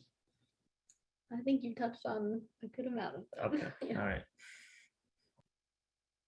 I can just offer one really quick kind of cool thing that we were able to do with our CSA. We know someone who's a graphic designer, and so he's helped us out with making a logo and doing a lot of like cool graphic generation for us. And so we trade with him for a CSA. We give him and his family a free CSA, and then he gives us all these services for free. So that was a cool bartering opportunity. Yeah, good call, Natalie. We do that at Big River Farms too. We do some CSA trades for both gaining resources for the farm, like wood chips and manure for a compost system we're about to start up, but also for advertising to try and get CSA members. So we've partnered up with a couple local community newspapers in Stillwater, Minneapolis, and St. Paul, where a lot of our CSA drop sites are. So instead of having to pay $700-800 for a couple color ads in their newspapers and their websites, we'll give them a full CSA share for free, and they'll give us free advertising to try and get more members. So something to think about there too, as far as partnerships and promotions.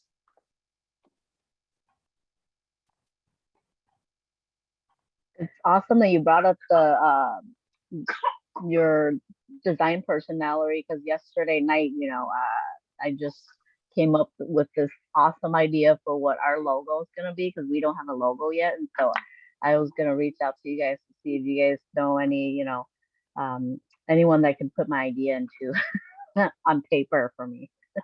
So if you guys have any recommendations, definitely share it in the chat as well.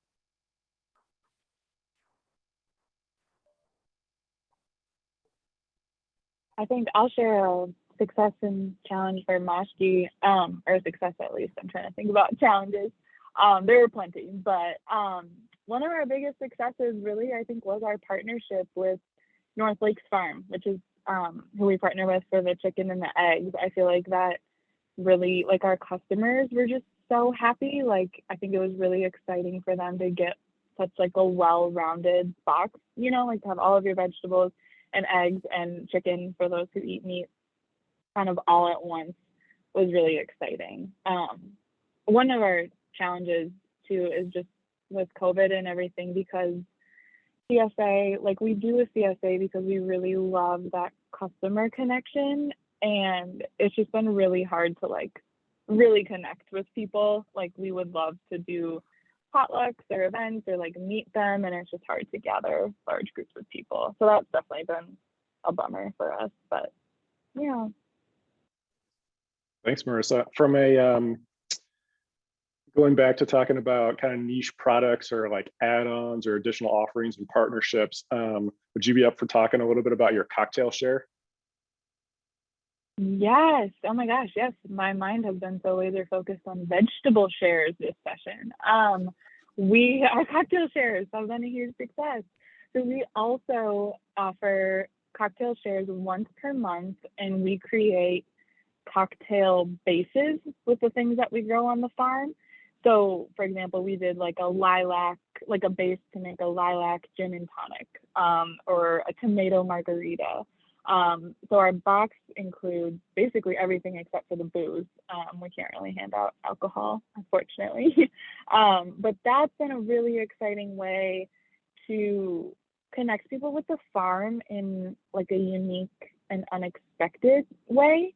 I think like we just really love to share with people different ways to like experience like the flavors and the smells of the farm, and it's been really great on the business side of things too. It like diversifies our income, obviously, and just provides like a value added product that's like another way to get our vegetables out. And then we're hoping too, as our business grows, that could be a source of year-round income as well.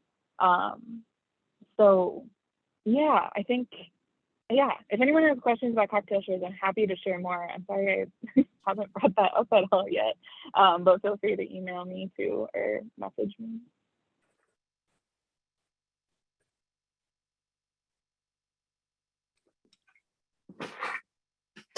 I don't know if May was gonna say something, but are we like sharing what was successful and what challenges were?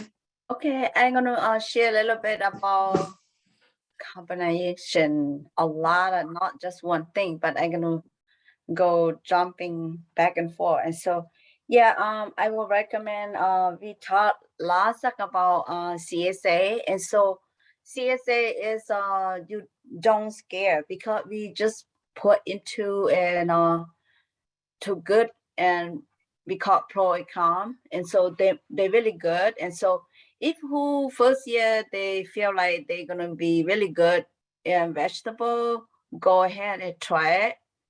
And so you know that what you're gonna plan and you base it on your advertising. And so you're gonna do exactly what you advertise. You tell them in your brochure or you advertise. And so that is not that somebody know and they do it. Farming is never done learning, and so this is, don't be scared to try it. I had no experience. I already be able to do it. I do not read much. I did not write much. I still be able to do it. So everybody will be able to do it, and don't be scared. And so that can be education for your children or for the future and for environment. And so this is going to be including everything that you're going to do on the farm. And so plus your health, like we talk about health a lot. And yeah, that's it. That's what I recommend. And so don't be scared. And so don't scare yourself. And sometimes most the farmer, they go on health way and they say, whoop, some class they're really good, they learn really well and they inside it, but some class are going to be hard and they say they're going to pull them out, and that you're going to drop you like you go to the Bible. And so they said that the God now for you to tire and don't read the Bible, you know, that's example. And so when you go to the class they're really hard, that mean that you say, oh, I'm not going to do because really hard, that part going to pull you down. And so don't step out. You do something, you need to continue to do it and keep going and keep doing. If you lose it, next year, try again. Then you're going to get it. It's something out there from the ground. And so you're going to get more benefit from the ground. And so I always talk to some other, when I training, I always said, the ground never done. Don't say that, oh, I don't have nothing on the field. On the ground, everything's on the field. And so don't be scared to farming. And so, yeah, that's all my my suggestion. And so not based on what you're meeting today or class today, but I just jump back and forth. Okay, that's all my recommendation for everybody. And so we are there, Beaver Farmer there, we have all the class there. If sometimes you don't hear the class, it's not there yet, or you might not get into or you're late, then don't be hesitate to call us. We are there to help farmer, okay? And that's why we have the program. And that's all I have for now. Thank you, May. Thanks, everybody. We're a little bit over time, so I'm going to wrap it up here. If anyone has any final thoughts, otherwise, thank you so much for coming today and sharing all of your knowledge and wisdom and asking questions. I appreciate you all being here. Thank you, everybody. It was a wonderful class. Thanks a lot. Thank you. Yeah, feel free Thanks, to reach guys. See you guys later. Sure. We'll reach Go out. for it. Go for it if you want to do it. If you're not ready, that's fine too. There's no right or wrong. Yeah, thanks, Kristen, for being a support system, for offering up your skills. And like Kristen said, if you have any questions, reach out to me or Becca too. Sure. Thanks everyone. Yeah, bye. Talk to you later. Bye.